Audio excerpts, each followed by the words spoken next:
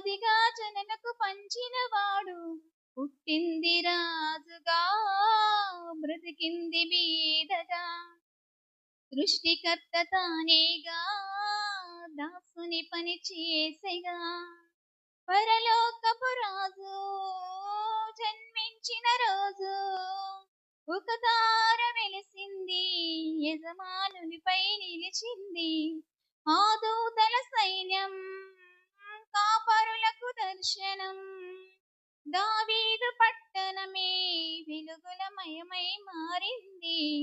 బెత్లహేమ బెత్లహేమ అల్పమైన దానవు కావే, సర్వజనుల విమోచకులు నీలో నుండి వచ్చారే.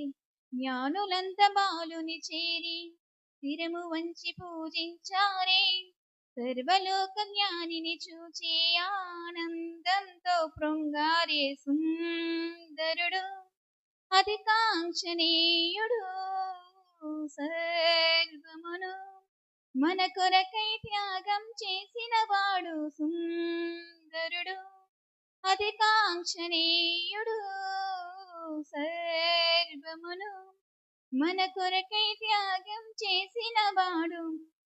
పుట్టింది రాజుగా